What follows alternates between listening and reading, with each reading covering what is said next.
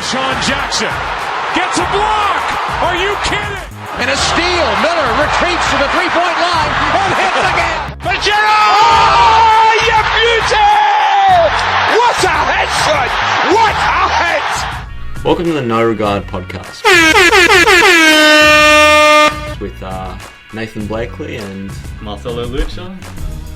Basically, guys, this is a sports analysis podcast where we just talk shit about sports. Isn't that right, Marcelo? We get a rise out of sports, the competitiveness out of it.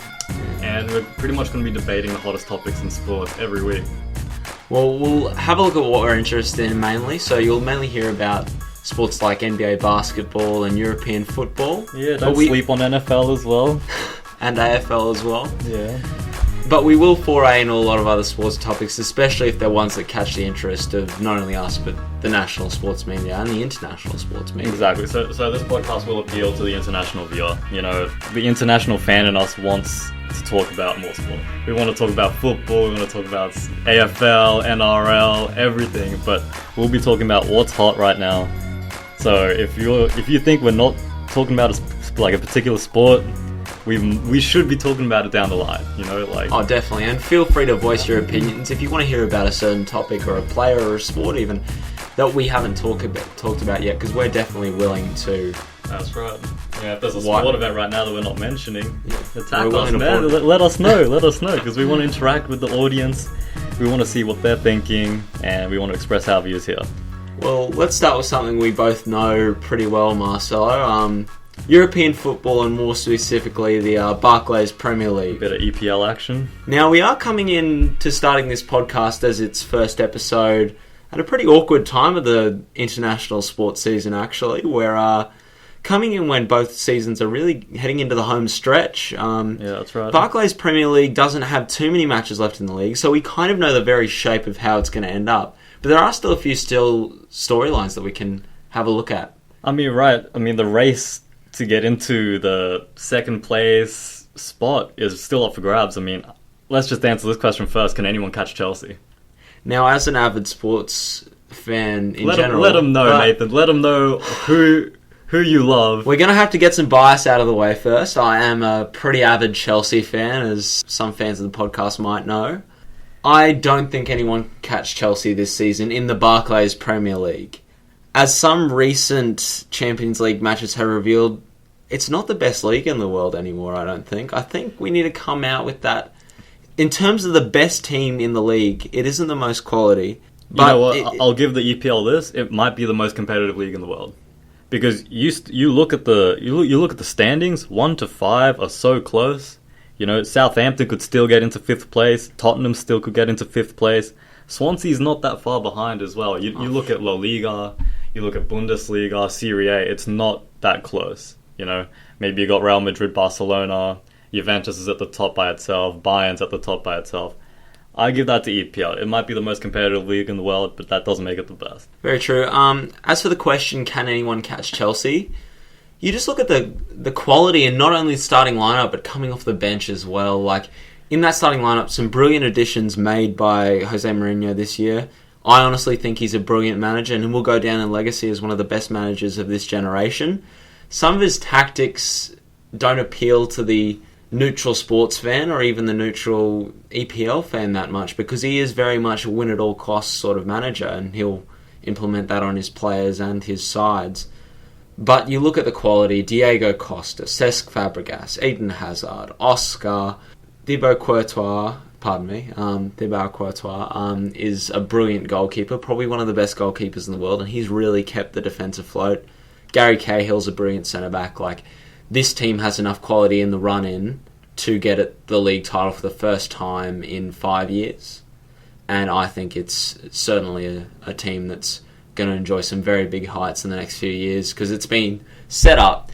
It's a side that was set up for Pep Guardiola, actually, by our owner, and it's been readjusted now for Jose Mourinho's side of football a lot more, bringing in Cesc Fabregas to run that midfield, and it's a very brilliant side now. Now it's had more time to gel. I think it'll do very well in the long run. Hopefully not just in the league, but in Europe in general. Right, and to your point, I'm not going to turn the TV on and say I want to watch Chelsea. That's fair enough. When Mourinho was at Real Madrid, I didn't want to watch Madrid either. When he was at Inter, it was the same thing, but he wins. Now, as for the question, there's 7 games left to play. Chelsea could go 10 points ahead. As much as I like Arsenal and United, how they're playing, that is, I can't see anyone catching Chelsea. And that's virtue of a brilliant start to the season, I reckon. Like Costa coming out of the start of the season with just a glut of goals, and the Fabregas signing as well. Fabregas just looked like he's still a brilliant player, but at the start of the season he just looked otherworldly. Yeah, head and shoulders above everyone else. Yeah. And I think Eden Hazard has definitely been a constant throughout the season. He's been quality throughout. The Chelsea side hasn't shown at all points this season maybe the most sportsmanlike conduct. Like, I didn't particularly enjoy watching them in the PSG match, and maybe that's a topic of conversation for later. But there are some definite brilliant players with some very good football minds on them. So I definitely think they have the quality to run it out throughout the rest of the season. So Chelsea finishes in first place. That leaves 2, 3, 4, 5 for European competition. So we got Arsenal right now in second, United in third, City in fourth, Liverpool in fifth. And City has a game in hand, correct? Yes, they do, but so does Chelsea. But they'll finish in first, so that has nothing to do with this. And, in your opinion, how does it finish? I think City still has the quality to finish second. It's had some lulls during the season, but really between second and third, it doesn't really particularly matter. I think City will grab one of those second or third spots. As usual, City's had to deal with some injuries and some really wavy ebbing and flowing form. But I think they're good enough to get a Champions League spot for sure. And I think they'll do it with enough comfort that they won't have to be in that playoffs fourth spot at all. So 2, 3, 4, 5, how's it finish? Just give them the list, Nathan. City, Arsenal, Man United and Liverpool. I think it will be tough, especially... We are just coming off a match where Arsenal has just handed Liverpool's ass to them 4-1. I think those sort of demoralising losses at this point of the season can't be good for morale. And you just look at Manchester United squad, as much of the troubles they've had over the last 2 years, I think with the amount of signings they've had and the quality of players they have, that will be good enough to push them back into Champions League football, where a club as big as that deserves to be. Yeah. I think we agree. I think I've got City second, I've got Arsenal third, United fourth, Liverpool fifth. I'd just love to see a bit more ambition from Arsenal one year. I'd love to see them jockeying a bit for pole position, but... Look, I've been saying this for 6-7 years. Arsene Wenger is the problem. Okay, do with that what you will. Arsene Wenger is the problem. First big call of the podcast. That's right, man. Well, speaking of European clubs, let's get into a bit of UEFA Champions League. Alright. We got the last 4 matches of the tournament this season. We got Barcelona against PSG, Bayern Munich against Porto, Juventus against Monaco, and Atletico Madrid against Real Madrid. Bit of a rematch of last year's final there. Well, let's just go through the matches, and how do you think it'll finish? Remember, it's 2 legs, home and away. I'm going to start with a pretty interesting one to start off with, Juventus versus Monaco. Right. I'm a big Juventus fan in the way that I think they're always been, especially over the last 3-4 years, a brilliant side.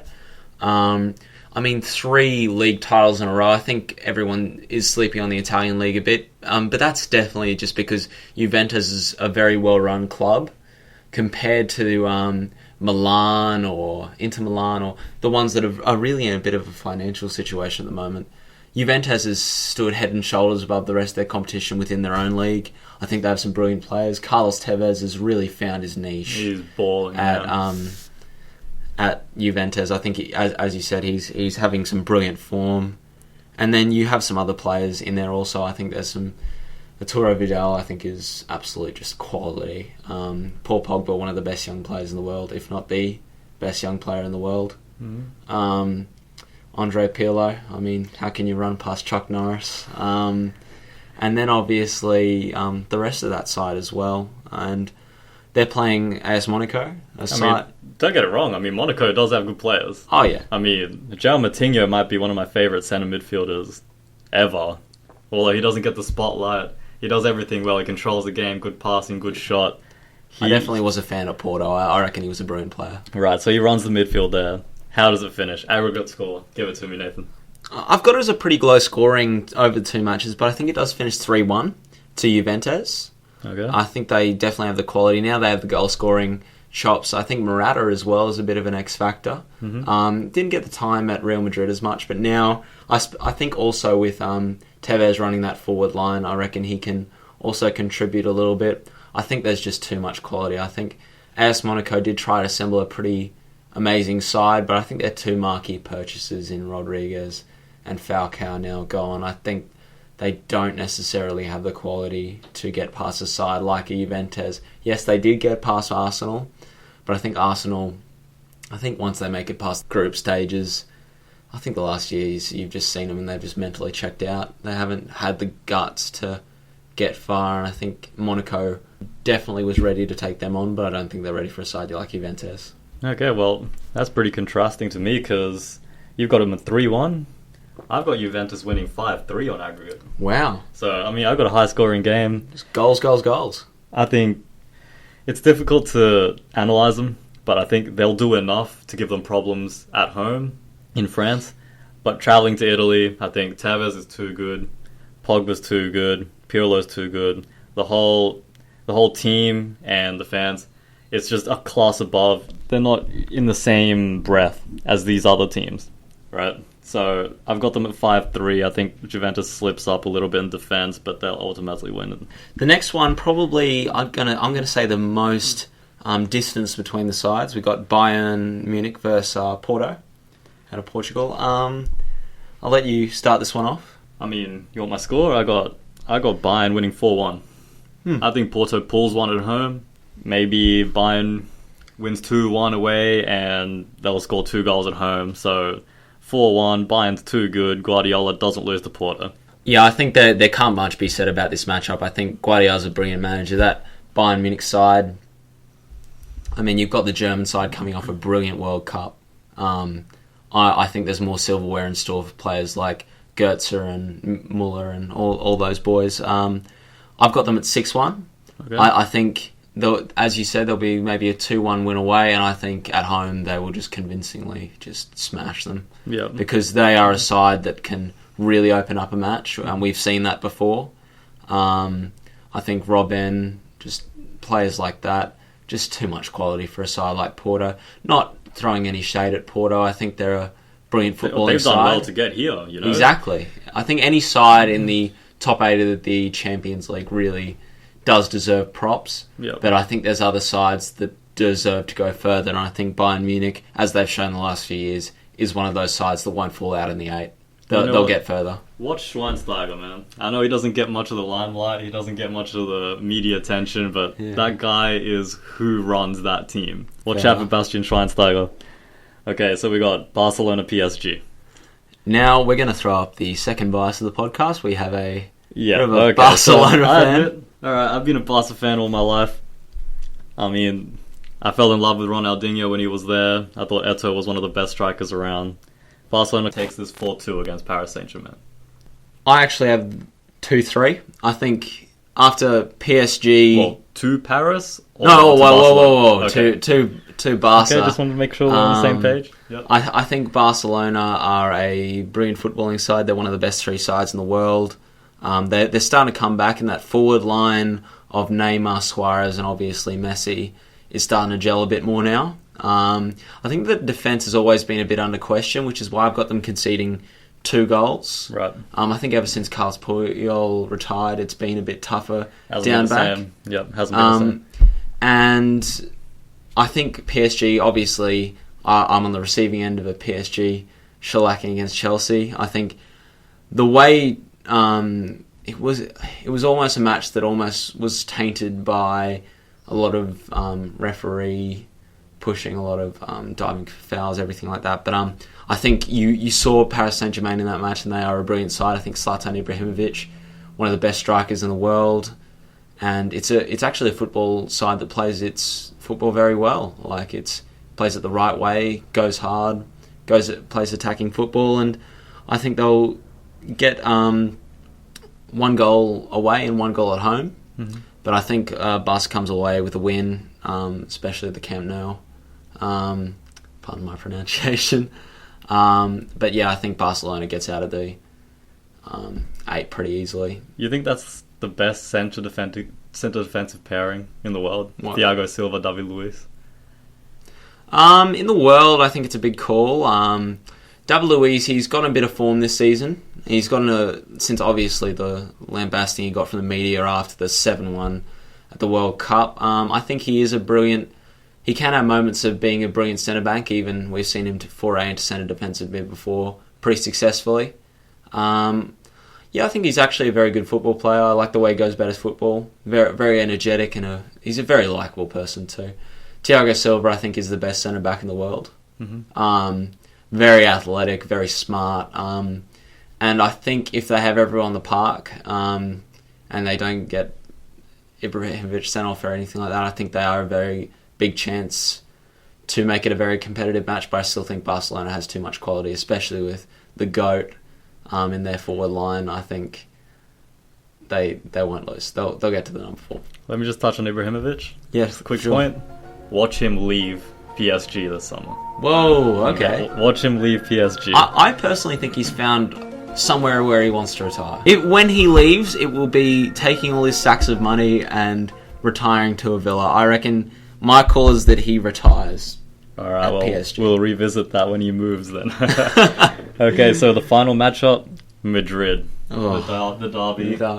I mean... Now, these matches are getting funner to watch between the two Madrid sides because now there's a real rivalry. Like, there was that 10-year stretch where Real Madrid was just much better than their Atletico counterparts. But now, Atletico are winning a lot of those matches. Like, obviously, they won the league title in dramatic fashion last year. Mm-hmm. They haven't been maybe as brilliant as they were last year, but they're still a great side. I think Fernando Torres, I've loved seeing him play just happier football at Atletico Madrid. Yep. I mean, if you had asked me a week ago who would win this matchup, I would have probably said Atletico Madrid. But the news from last night is that Real Madrid have just won a game 9-1. Hey, Ronaldo just scored 5 goals. I mean... That's a pretty good run-in form to a Champions League game. I can't see Atletico stopping Ronaldo. I love Diego Simeone. I love what he's done with the team. I think Real wins 3-2. They might even win 3-3 on away goals. But I definitely think Real Madrid wins this, moves on to the next round. Atletico will put the fight in. There's just too much going on right now with injuries, fatigue. I think Real Madrid has the depth to go further. I actually think they'll win this a little bit more convincingly. I think they'll win it 4-1 against Atletico. I think Atletico, while they have a brilliant midfield and some great attacking players, I think Real Madrid can lock it down when they want to. And I think they have brilliant counter-attacking football, so I think they will stop a lot of goals and from going in, and they'll score a lot, especially through Ronaldo. And I'm tipping Bale to have a bit of a return to form in this tie. I think he'll score at least 1 or 2 of the goals himself. Mm-hmm. And I think they will storm into the Final 4. Mm-hmm. By the way, have you noticed that the criticism of Bale isn't even by the media? Yeah. It's by the fans. Like, did you see those people trying to attack his car? Is that the weirdest thing you've ever seen, man? I think Real Madrid fans are pretty rabid, though. I think in terms of overreactionary would be the word I'd like to use. They're spoiled is what they are as well. I mean, you look at that lineup and I don't know how you can complain about having Bale in the squad. I wouldn't care if he didn't score all season, you know? The guy might be the second most athletic player in the world. And I think it's hard to have, especially in sides where there's so many good quality players in the forward lineup, I think it's hard to judge players off their stats when there is that many good players. It is kind of... The only time I've ever seen it is Real Madrid a few years ago when Ronaldo, in the 2011-2012 season, if I'm correct... 2011-2012 season, if I'm correct. I think Ronaldo banged in 40 goals, and then Higuain and Benzema bringing up the rest of that forward line, banged in about 25 each for the season, which is ridiculous. Mm-hmm. And that was obviously a Real Madrid side teed up by Xabi Alonso and Angel Di Maria and everything like that. Mm-hmm. But I think it's more important about getting those W's, man. Got to get those W's. Right. And I think they'll go far this season, especially in the Champions League. No one's ever repeated in the Champions League, but I think that's under threat. Right. I mean, so we're not picking any underdogs today then. We got Barcelona, Bayern, Juventus. Nice and vanilla, very boring. I like Juventus. I like Juventus. I do like Juventus. I think depending on who they play next round, Juventus could be in the final this year. Jeez. Yeah, I like that pick. All right. Let's move on to something. Let's bring it back closer to home here in Australia. I have a question for you, Marcelo. Okay, shoot. You feeling thirsty? You feeling thirsty? Mate, I'm thirsty. As we said, I try to be with everyone in the place. I'm lucky enough we were. Okay, so what's the plan? Besides lots of drinking, how long's that going to last? Just one night, 2 nights? We saw Darren Lehman say it might last a week. Do you reckon it'll be a bit longer than that? What do you reckon? Very good. Well, go and enjoy yourselves, guys. Yeah, it was fantastic, and I'm sure. What about you? Going to have a bit of a drink tonight, too? So you're going to get thirsty as well. The boys are thirsty, they seem. I'd imagine so, yeah. Okay, well done, guys. Make sure you have a headache tomorrow. Congratulations. Oh, mate. I mean, okay, so obviously talking about Shane Warne, his comments after the Cricket World Cup final, which Australia won. Australia won their 5th World Cup. Props to Australia. Props to Australia, very proud. Okay, the comments weren't PC, they weren't politically correct, and I can understand the backlash. But you look at it, he's a former player, okay? So he's speaking to these guys not as someone that's interviewing them, but as a teammate, It's like if I'm talking to my teammates, I'm talking to them different as I would my boss. So he might just not be in the right profession right now. He might need to take a break from the media because they're berating him right now. The public's going at him right now, and he didn't make a mistake, but those are the things you learn. You need to change the way you're talking to people based on the format. He's talking in front of a stadium, in front of a national TV audience. You can't be talking to someone like they're your bro, they're your best friend. It's just not right, You're going to expect people to come at him. Got a chance to ask 6 questions to a side that has just won the one-day World Cup in a pretty convincing fashion, and 5 of the 6 questions break down to basically how much piss are you going to drink tonight. And I think I understand all the criticism about I think it is, you are acting as a role model on national TV, especially with cricket, Australia's national sport, and I think something needs to be addressed at some point about the drinking culture in the game, and that's for another time. I think Warne's comments, Warne's a bogan. Warne is a bogan who has somehow gotten a job in the press because he's a former player. Exactly.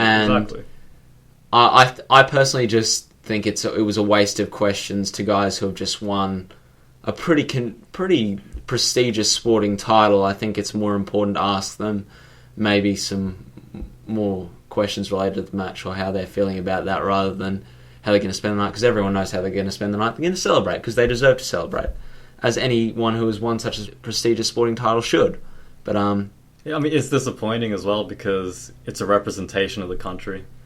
And another representation that was maybe not too great of the country was probably the trash talking during the match. I think we're going to disagree on this, but give me your take first. I think we might actually agree because I have nothing wrong with it. I think I understand maybe they got into a bit hard, but we follow other sports where trash talking is applauded, and I think it should be because on the field of sport, having that trash talk is important. It's an important part of the game. Mm-hmm. Especially cricket, sledging is a time-honoured tradition. Maybe they did act a bit juvenile during some of the matches and when some of the players were coming off, everything like that.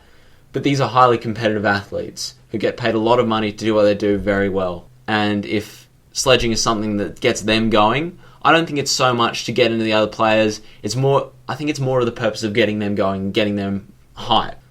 I don't think it's necessarily to take digs at the other player as much as it is to get them going, and it's more important to them as a player. If that's what gets them going, gets them playing at their highest level, power to them. We agree then, because for me, you give the players dap at the start of the game, at the end of the game, in the middle, no holds barred. I reckon they should be able to say whatever the hell they want, and I want mics on them so I can hear what they're saying while I'm watching the cricket, because that's some entertaining stuff. Oh, for sure.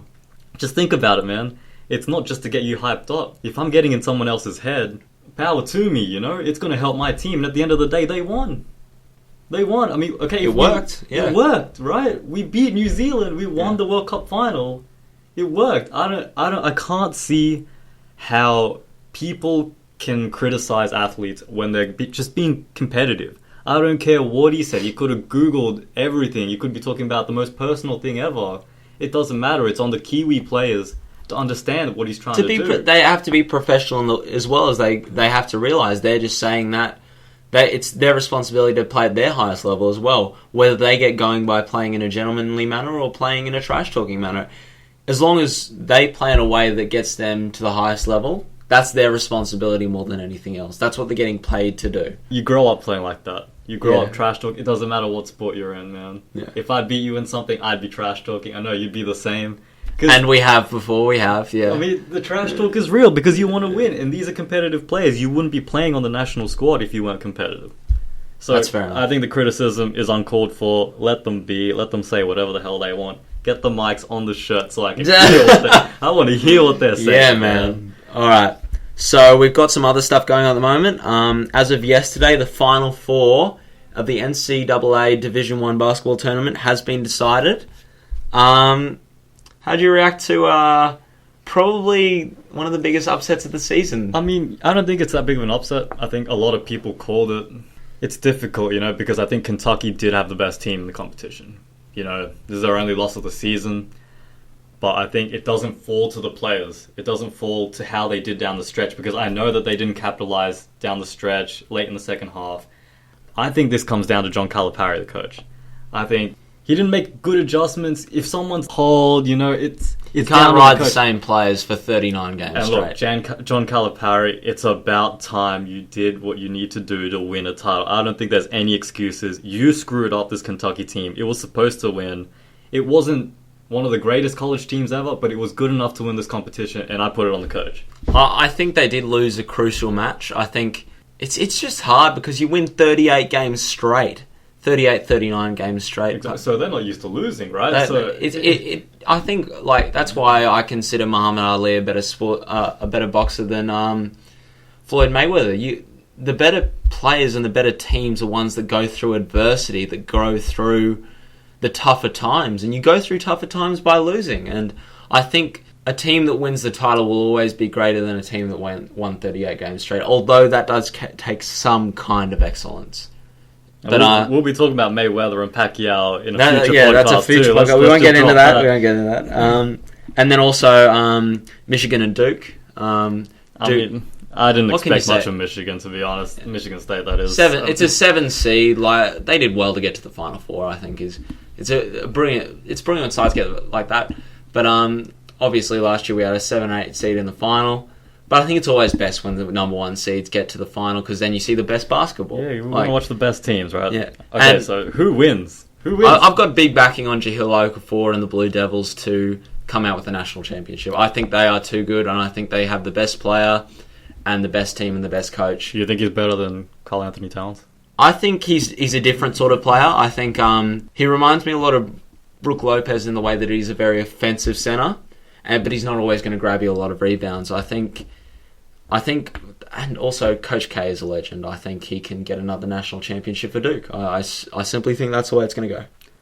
Watch Wisconsin win the championship. Okay. That's all I'm saying. All right, we will revisit this topic. We want to put a quick shout out too, because we also have a fellow JPC alumni who's tearing it up. Yeah, the pride is real here. Give it to him, Nathan.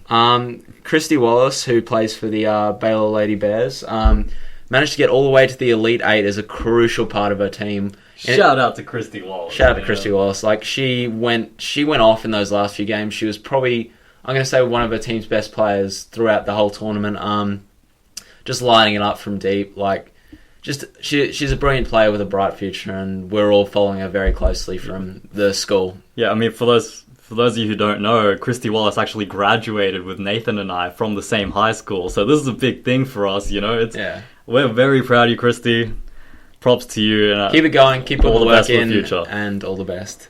All right, let's get on to some pro basketball now. Pro basketball. All right, playoffs around the corner. They're actually only about 10 days away, I think. Right. Very close. As I said, we are coming in at a bit of an awkward time in terms of like when we're doing this podcast, everything like that.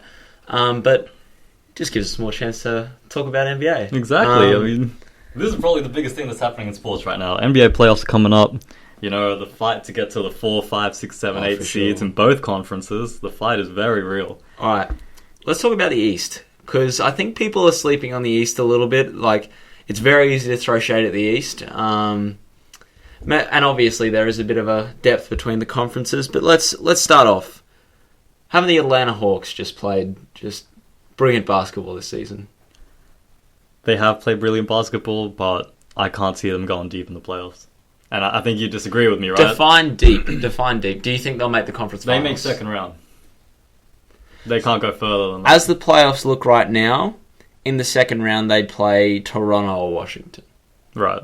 So I can't see Toronto or Washington beating the Atlanta Hawks in the second round. The first round would be between... As it stands right now, who would play? It would be Boston and Atlanta, right? It'd be Boston and Atlanta right now, although I think that could fluctuate now that Paul George... Shout out to PG, by the way. Yeah, shout out to PG. It's good to see you back. Putting up 13 points in his first game back in Indiana. He's a brilliant player, and it's a better league with him back. So I reckon they could play any one of Brooklyn, Boston, Indiana, or Miami. I reckon they're a brilliant basketball team, and I think they have a good enough coach and good enough players to get past the first round in 5-6 games. No worries. Second round, if they play Toronto or Washington, there is just the way Toronto and Washington played. They've looked like a sub-500 team the second half of the season. Right. I see them getting to the conference finals playing either Chicago or Cleveland. And then I think they have a chance of making the finals. I don't think they have the best chance of making the finals, but I think they still have a good chance of making the finals. They do play Spurs basketball because obviously Budenholzer is the young apprentice of the master Popovich, and he's played very similar basketball. Jeff Teague is one of the best point guards in the league in the way that he can get a team going and also can be the main offensive force when he needs to be. He's one of the best traditional point guards playing in the league right now, in a league not full of very many traditional point guards. Right. I think Kyle Korver, what more can be said of his season? Still gunning for a 50-40-90. 50-50-90. And he's brilliant from deep. He can shoot lights out, and he's always an X factor. It's hard to give him space, but it's hard to give anyone space in that Atlanta team. Look, we disagree. I mean, I've got Cleveland beating Atlanta in the playoffs, Chicago beating Atlanta in the playoffs, Toronto beating Atlanta, and I think... No, okay, that's a bit far. I was going to say... Washington... No. Washington has... that moment, Washington's fallen off a little bit. I think Atlanta does scrape through in a 7-game series. But if Atlanta comes up against any of those 3 teams, if those 3 teams make it to the second round and further, I don't think Atlanta has a shot. It's as simple as that. Alright, they do... It does feel a little bit like they're a regular season team in the way that they'll... Well, let me tell you why. I think they need someone in the last 30 seconds... 5 guys. They have 5 guys. Yeah. Take on that Kobe Bryant mentality, the Michael Jordan mentality. I don't care about the other 4 guys on my team. I'm going to make this shot. And, Jeff Teague does that sometimes. He does do it. You can chuck it to Kyle Korver in the corner. But I think when plays break down, you need someone to get the ball to. Who are they looking at? And that's a brilliant thing from a how do you defend them standpoint, because they have 5 guys that can do that. I think Al Horford coming back was the main catalyst for everything they've done this season. Al Horford has played at an all-star level most of the season. I think he's a brilliant center. I think he can space. More underrated centers. One of the most underrated centers. He can splice the floor very well. He can post up. He's one of those do everything guys. So is Paul Millsap. I think Paul Millsap, who's also coming out of his contract at the end of the season. So watch him maybe leaving Atlanta. Few teams, if they're smart, will target him as a stretch 4 sort of guy, like undersized 4 who is faster than a lot of guys. So he creates a matchup problem for teams like Washington with Nene or Toronto with guys like Patterson and guys like that. He does create a lot of matchup problems, and I think a lot of that. And Damari Carroll can guard almost anyone. So yeah, I reckon they're good enough to make the conference finals and maybe even make it even further. So let's talk about Cleveland. I mean, I'm sure that sentence has been said by almost every person who... Okay, so we'll try not to talk about them too much because we know it's covered a lot. Obviously, LeBron James, best player in the world, won't win. Well, we'll talk about the MVP conversation later. But then again, the MVP is trivial. You know, MVP awards are trivial compared to rings on the finger. Votes on them as well. So you got to remember that it might not be a direct. We are the media now, Marcelo. See if we see if they can swing us a vote. Shout out to the NBA. Give me a vote get us votes. Come on. All right, but real talk. I think they can go far, but you know what? If Derrick Rose comes back and he plays anything like he was playing at the start of the season, I'm making the call right now. Chicago will beat Cleveland in the Eastern Conference Finals to make it to the NBA Finals. The only reason I would contest that is just because the way the seeding works. Let them know, Nathan. What team are you a fan of in the NBA? We're gonna bring out some more bias here. Marcelo's a New York Knicks fan, so we won't be talking about that at all. Hey man, I thought we were banned from talking Knicks. Don't make me cry up on our first pod, man. Yeah, Knicks will not be in a playoff conversation this season. That's enough. New York Knicks, that's enough. But I'm a Chicago fan. Where Chicago's coming into a very interesting situation where all the players might be healthy going into the playoffs. Like, I say that with some optimism. The only reason why I think Cleveland and Chicago won't play in the Eastern Conference Finals is because of the way the current seeding has worked. The only way it'll work in the way that'll happen is if Toronto grabs that 3 seed and Chicago grabs the 4 seed. Right now, as it's seeded right now, Chicago and Cleveland would play in the second round. And I think Chicago will run it out. So I think that'll be a matchup that will happen, though. I agree that Cleveland and Chicago will play in the playoffs. And Derrick Rose does sound like he's putting in some good work in the gym. Mm-hmm. He will be back before the playoffs, although very close to the playoffs. I don't know, because Chicago has at times they've been inconsistent. They have been. But it has revealed some gems. I think Nikola Mirotic, barring Andrew Wiggins, has been the rookie of the season. I mean, I think you look at Nerlens Noel, but he's playing on a bad team. Right. They're both playing on bad teams, but Andrew Wiggins has been a brilliant player. I think Nikola Mirotic is probably should also be in the Sixth Man of the Year conversation as well, because he scores very well off the bench. He rebounds well. He's a great energy guy. He can play the 3, he can play the 4, he creates matchup problems, scores very well, and I think he will play well in the playoffs. I think he'll be a great X factor. What about Joakim Noah? Joakim Noah, I think he is very important for the Bulls in the way that he hasn't played well all season. He's played well, but he hasn't played up to that Defensive Player of the Year standard, and that's something we need. He's one of those players who could turn it on and off. For Chicago to make the finals, they need to play mad defense. Because they're not the best offensive team. We need Jimmy Butler playing the Jimmy Buckets basketball that we've seen him play at points this season. And we need Joakim Noah locking it down at center. We do need him. He's played a bit of 4 and a bit of 5, but we need him just locking down the paint like he can. Chicago don't make the Eastern Conference Finals without Joakim Noah playing to that standard. Right. I think with the Cavs, obviously a big X factor is Love. We'll be talking about him and his possible moves in free agency in another podcast to come. That's very true, but I think for now he's a Cleveland Cavaliers player, and I think he can he's shown points where he's played very well and shown points where possibly he's been a bit uncomfortable in that offense. I'm not going to say defense because he's not really there on defense anyway. He needs to play a role where he's comfortable and a role where he can contribute highly to the team. I think the Cavs have to be the favourite to come out of the conference. And I personally think they are working with the most out of everyone in the East. And I think LeBron finds a way to get them into the finals. So you think Cleveland makes the NBA Finals? I think Cleveland, at the moment, if I had to pick anyone out of that Eastern lineup. I think they make the Eastern Conference Finals. I think sides like Toronto and Washington will provide interesting series for those sides like Atlanta and Chicago and that sort of stuff. Mm-hmm. But I don't think they have the stuff to get through all the way. Right.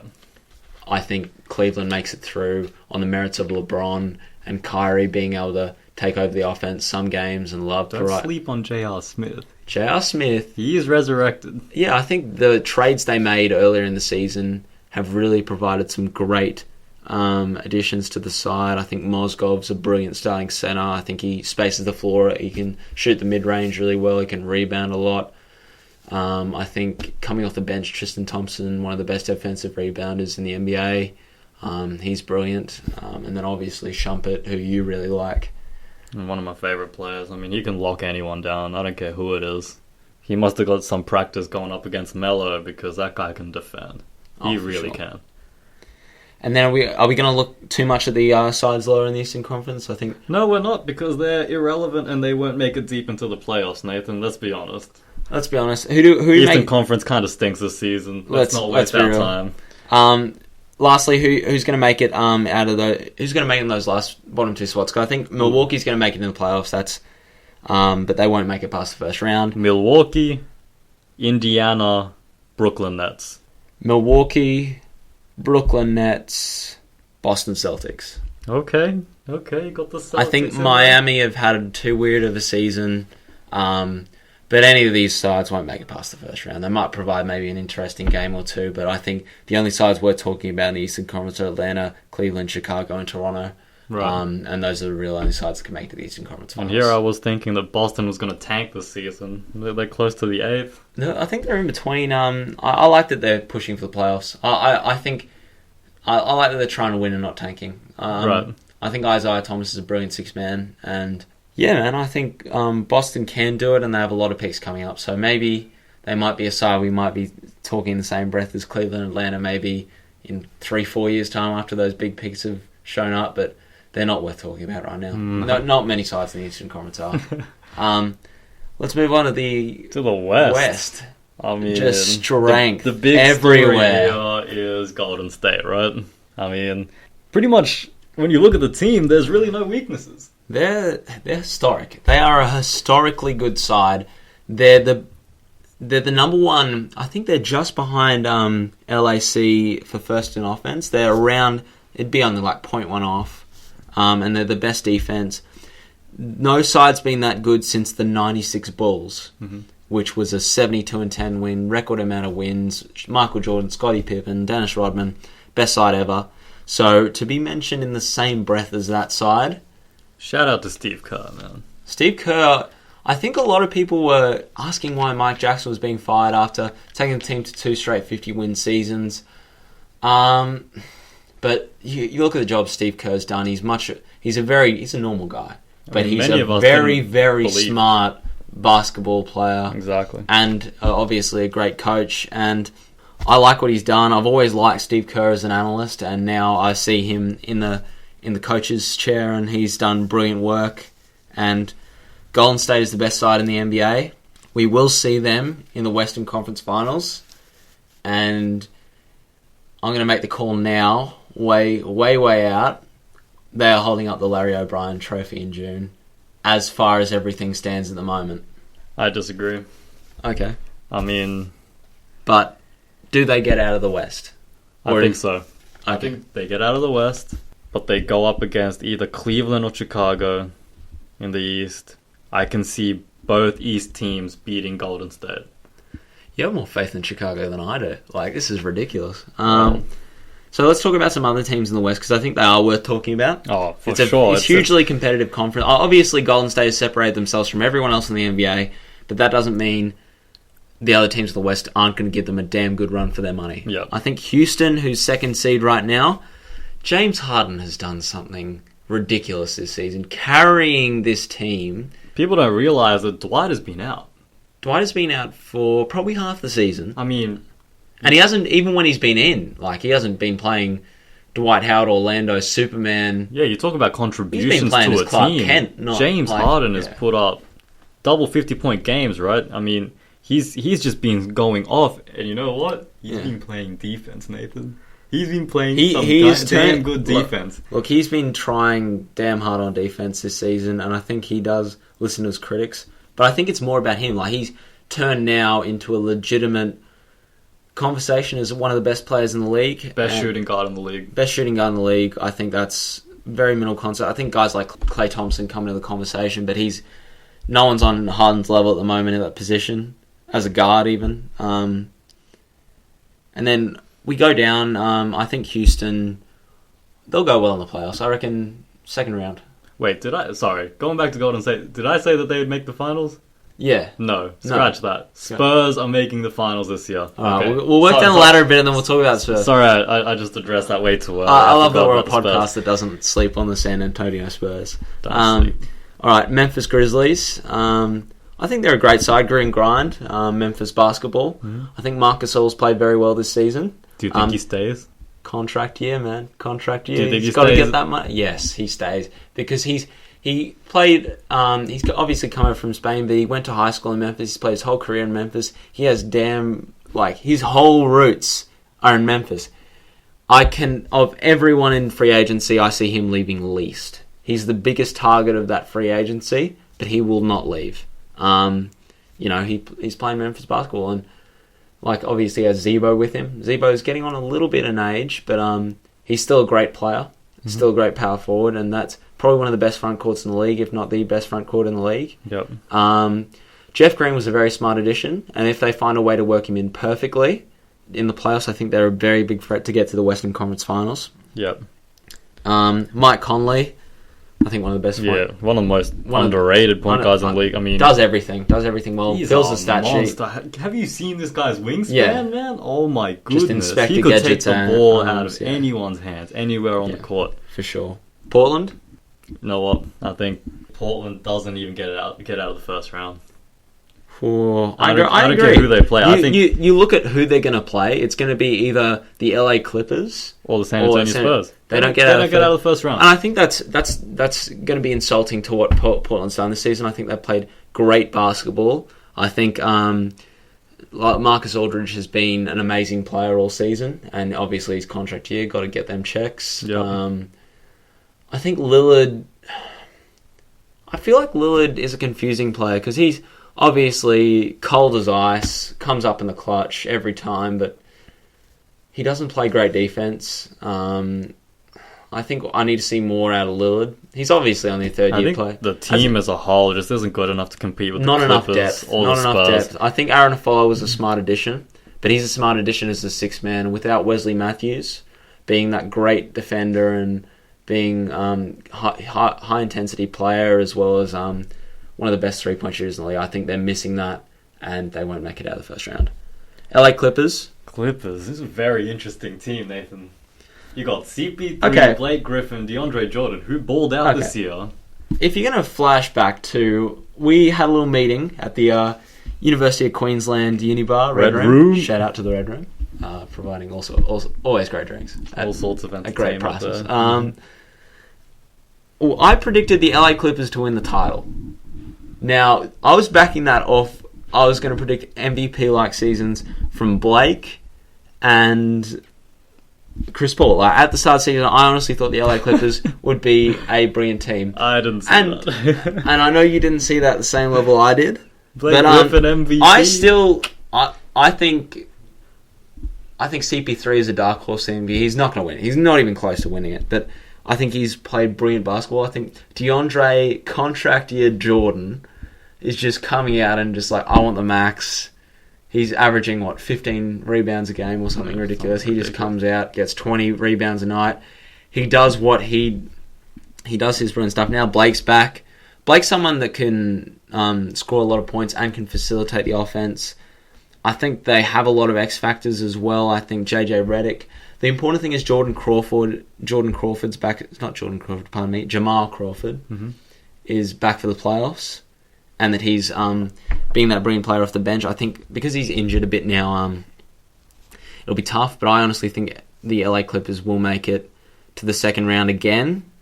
And they are a dark horse to make it all the way to the conference finals. Yeah, let me drop some knowledge on CP3 though, because social media blew up when Steph Curry turned around and hit that shot. But hear me out, Nathan. Go back and watch the video. Yeah. CP3 doesn't fall down if his foot isn't on Steph Curry's foot. Yeah. Okay, he had a really good... Oh, well, CP3, one of the smaller players in the league, already has a low gravity, okay? He wouldn't have fallen, okay? That's unfortunate. CP3, he did get you, but... Chef Curry put him in the stirring pot a bit there. He turned him around. But it's not as bad as social media's making it out to be. I saw the trip CP3. It didn't get away from me. All right. Now, at the start of the season, I'll admit San Antonio! I fell into the old trap of San Antonio won't play amazing basketball. They were kind of a bit bad in the way that Tony Parker wasn't up to his usual standard. Kawhi Leonard wasn't playing like a Finals MVP. Tim Duncan was just consistent all season because Tim Duncan he's always consistent. He's going to play till his Popovich's age because he is. But in usual Spurs fashion, February, March came around and they smashed it. They played great basketball. Kawhi Leonard putting up 20 a game, getting tons of rebounds. Tony Parker playing like vintage Tony Parker. Ginobili's still not playing amazing, but the guy's 38, give him a break.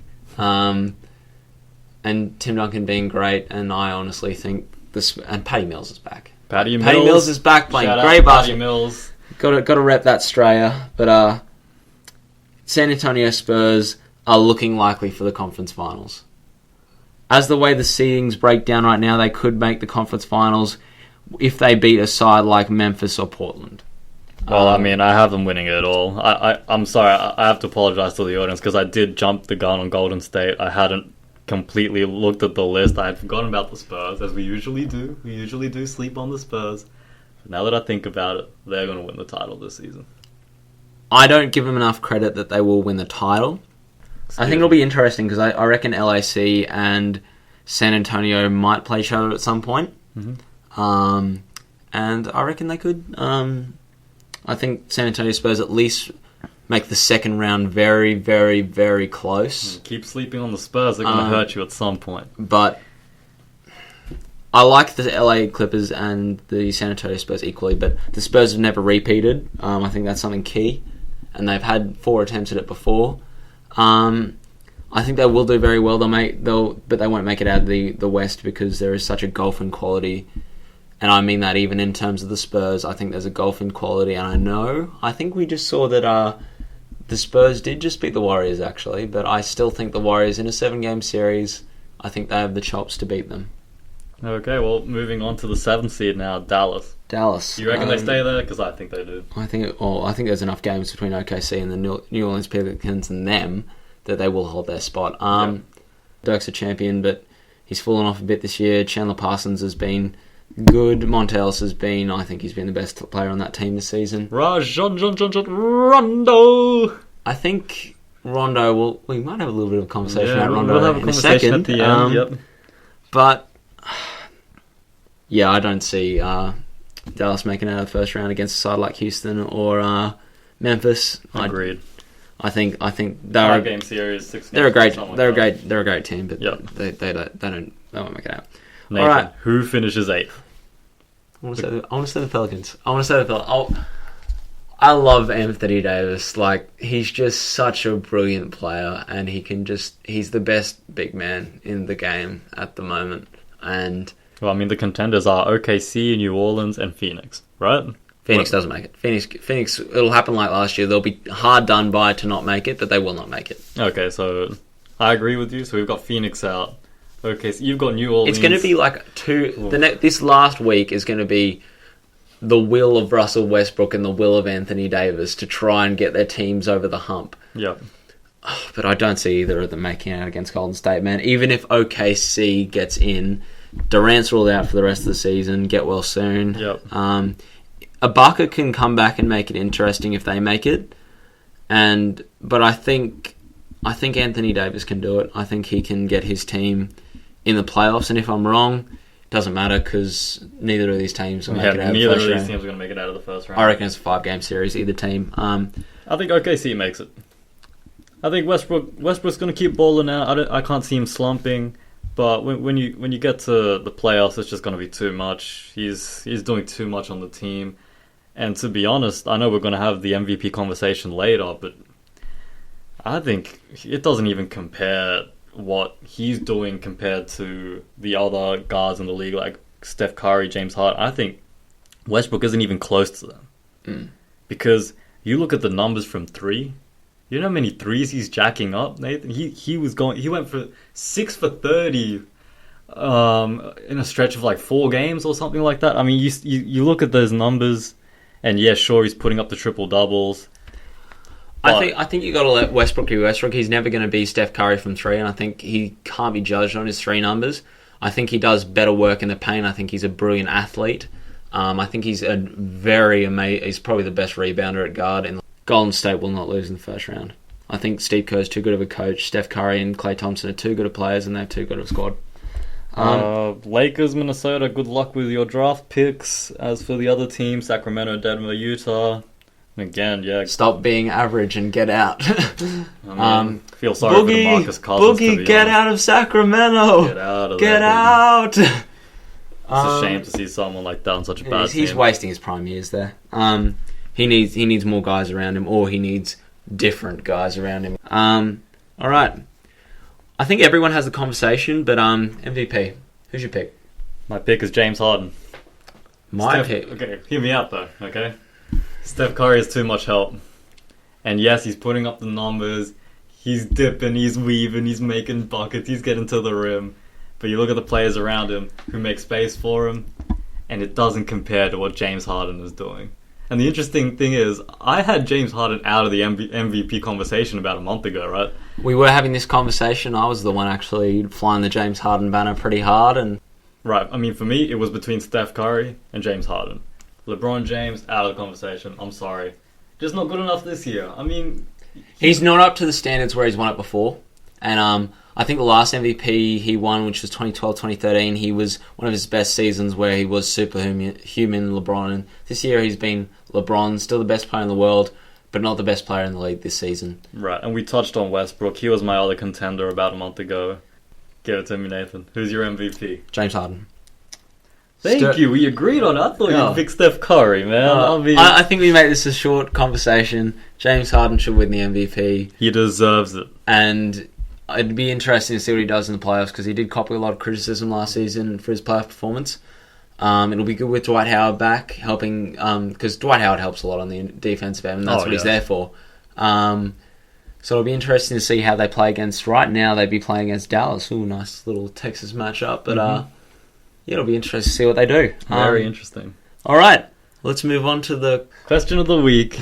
This week is, and we want you to tweet at us, message us, email the pod. Just comment, do whatever. Do whatever you need to do. Comment in the comment section below with your answer and why. Because I don't just want a yes or no answer, Nathan. I want the people to give me some knowledge. I want them to tell me why. You know, I see people on Twitter, is LeBron James the best player in the world? Yes.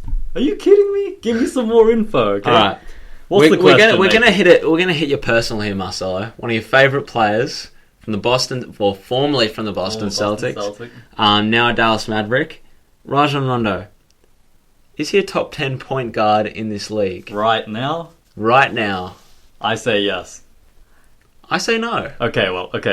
I've got a list here, and I'm going to give... That's the end of the conversation, people. That's it. I'm going to give some players to you, okay? In no specific order, these players right now at point guard are better than Rajon Rondo. Steph Curry, 1, okay? 2, CP3. 3, Damian Lillard, John Wall, Russell Westbrook, Jeff Teague. I'm giving you Kyle Lowry as well, because he's been balling. Kyrie Irving and Mike Conley. I would take Mike Conley right now. That's 9 players over Rajon Rondo just because of the form that Rajon Rondo has been going through. I have Rajon Rondo as the 10th best point guard in the league right now. Okay. And I know who you're going to hit me with. I know he's playing. So I personally think Curry, CP3, Kyrie, Russell Westbrook, Jeff Teague, John Wall, Mike Conley, Damian Lillard, Kyle Lowry. We all agree these are the best 9 point guards in the league. Okay. Mm-hmm. Shout us out if we've missed anyone, by the way. I personally think Tony Parker is still better than Rajon Rondo. I completely disagree with this. Oh, my goodness. We're talking about their impact as players. Okay, well, let's just get the facts down. I mean, they're both champions. Both champions. Okay. One of them still has the original three. So you got Tim Duncan, Manu Ginobili, and the best coach in the league, Greg Popovich. Do we agree with that? But we also have a championship coach in Dallas, in Rick Carlisle. We have one of the best 15 players of all time in Dirk Nowitzki. Yes. But the problem is, the reason why I say he's a better point guard is of what they do as point guards and the way they impact their teams and the contribution they give to those teams. The thing is, when Tony Parker's being Tony Parker, he's a positive contribution to the team he's at. Now, if we were talking about Rajon Rondo on the Boston Celtics, it would be a different conversation because he works much better in that offense because the offense runs through him. Mm-hmm. It's completely through him. The problem is, at the Dallas Mavericks, he's sharing the ball quite often with a guy, Monte Ellis, and these are two prime ball handlers. The thing is, through Rick Carlisle, they play system offense in the way that a lot of passing, a lot of sharing the ball, just trying to get the best shot possible. Rajon Rondo likes to do things his way. That's to my point, though, Nathan, because in my opinion, you could put Rajon Rondo on a bad team and they would do well. But that's not the same for Tony Parker. It's more of a system point guard. Yes, he does well with the Spurs. But if you put Tony Parker on a low seed team or even a bad team that are going into the lottery, I don't think they do as well as Rajon Rondo. Rajon Rondo can pass the ball. I mean, he led the league in assists last year and he got injured in the last part of the season. People forget he's a walking double-double on some nights, walking triple-double some other nights.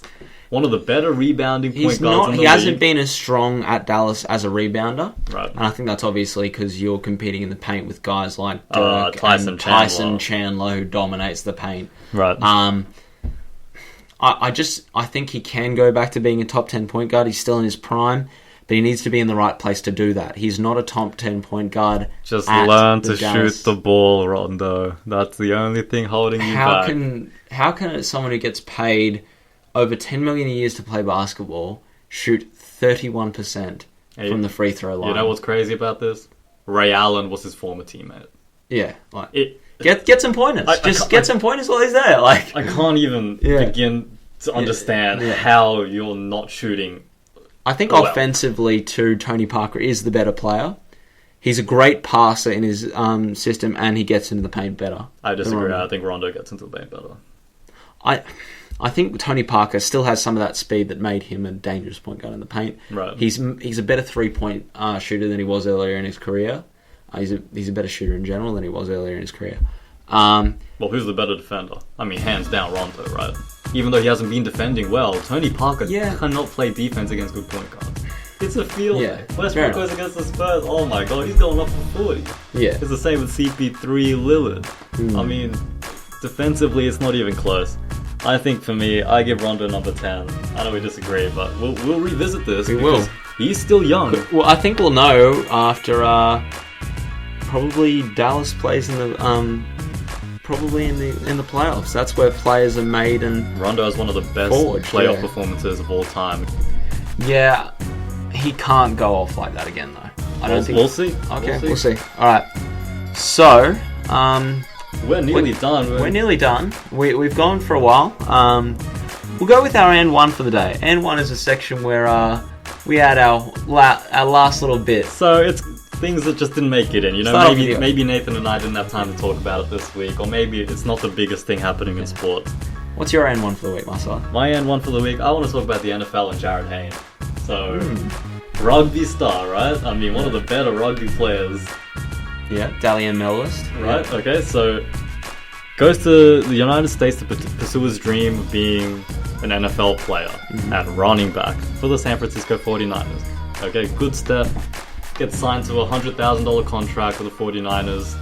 And the way it works is he practices with the squad until they cut to the 53-man roster. Now, I don't want to get into details.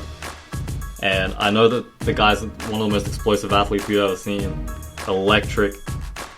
people either think that he's not going to make it in the NFL or he is and he's going to be amazing. Okay? I'm in the middle. Jarryd Hayne won't make it in the NFL as a running back. And I know that comes as a surprise because you'd think someone with ball handling skills could run around players coming at him. But at the running back position, there's too much that goes into it. You have to block, you have to run routes, you have to do everything in a system for the quarterback, while he's used to just grabbing the ball, doing what he needs to do to get downfield, get yardage. Okay? So I think he's going to be successful, but he's going to be successful on the defensive side of the ball. Okay, so you heard it here first, because I've seen no one else talk about this. Jarryd Hayne will line up on the defensive side of the ball as either a safety or a defensive back in the slot. He has the speed, he has the power, he just needs to learn the routes and needs to work on his hips so he can turn around with the receivers and defend the ball. I think Jarryd Hayne makes it in the NFL as a safety, not as an offensive player. All the best to Jarryd Hayne, because we're so happy for him and we're proud of him that he took that leap. Can you imagine being a superstar in one sport and leaping to be nothing in the next? That is one of the biggest, Having the guts, is ridiculous. Man, to follow a dream. I mean, I think he's crazy. Gotta love the ambition. Gotta love it. Yeah. Good crazy. Good crazy. Give me crazy. Your N1, Nathan. Gotta love the crazy. My N1 is that AFL football's back. AFL football's back, man. Back. And, went and saw the Lions match this week. They're okay. A lot of basic skill errors, but they'll get better as they get to know it. The new players get to know the system, everything like that, when there actually is a system. My tips for the AFL season, I think Hawthorn is going to be the first team since the 2001-2003 Lions to three-peat in the league. I think they have a lot of quality. I think James Foley is a crucial addition down back. I think Luke Hodge, Sam Mitchell, Jack Gunston, a lot of these players are huge quality. They're solid all around the ground, and I think their team-first philosophy is something that is crucial in a sport like AFL. I think Brownlow medal. I think Gary Ablett, right now he's quite injured. He's struggling quite a lot, actually. I think it'll be between him and Nathan Fyfe from Fremantle. Both brilliant players. Once they get into the swing of the season, I think they're going to show their quality, and they will be in the competition for the best and fairest player in the game at the end of the season. Lance Franklin, I feel, will win the Coleman medal for most goals kicked. And it'll be very interesting to see how the season plays out. Yeah, we'll be talking more about the AFL as the season goes on.